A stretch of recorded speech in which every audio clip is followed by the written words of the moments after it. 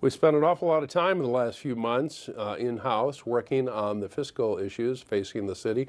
Well reported. It became somewhat of a campaign issue in the mayoral race, automatic races, but it's a very real issue that the mayor-elect and the city council will have to deal with.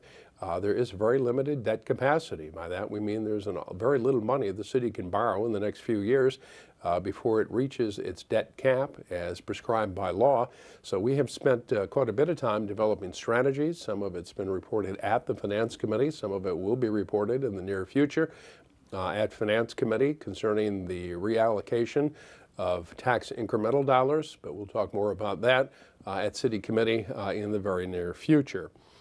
I think a project that received an awful lot of attention, and I'm very proud that we were able to finish when I came back in December, is that seawall, or the change in the floodplain status for the city of Stevens Point. Now, I know it received quite a bit of attention because we talked about it at the time, but it was one of those projects that was, excuse me, kind of interesting to note that work on the floodplain, or the seawall, is well reported. It started when I was here originally as mayor in my second term and continued in my third term, continued during Mayor Halverson's years in office. And it was interesting that we were able to finish that project up during my return to office in January of this year. And it was quite pleasing to see something that we had worked an awful lot on, worked pretty hard on during the time of my second and third terms to come to fruition as I returned as your interim mayor. But very shortly, the public hearing phase of that, where the public comment phase of that will conclude.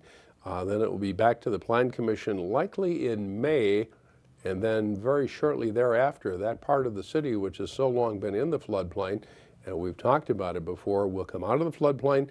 And the flood requirement for insurance will be dropped. So watch for that in the next 60 to 90 days here in the city of Stevens Point. Another project that really got started in my second term and continued in my third term was the Country Club Drive Overpass, basically to stop having to have all those people wait for trains. Now that project was finalized during Mayor Halverson's time in office, but in the last few months we've continued a lot of planning and engineering work that was required for it. I think we have had items relevant to the Country Club Drive Overpass in front of the Board of Public Works every month since I have returned back to the mayor's office. And I'm pleased that that project, another one that we worked so hard on in my second and third terms, really has become a final project here as I have returned to the city of Stevens Point as your interim mayor. Quickly, a couple of other things that come to mind that we're very proud of: the hard work that our Assistant Fire Chief Joe Gemza and Chief Bob Finn did in upgrading the heart monitors around those paramedic rigs. They worked very hard to take pieces of equipment that are critical to the operation of our paramedic operation, and were able to upgrade those. We also spent some time, and will continue in the weeks and months ahead, partnering with Ministry Healthcare and the university on development of that parking study that you've heard so much about here in the city of Stevens Point. A study basically to focus on what we can do about some of the parking issues in the neighborhoods surrounding the university and around Ministry Healthcare. So stay tuned for that, but the parking analysis well underway here in the city of Stevens Point.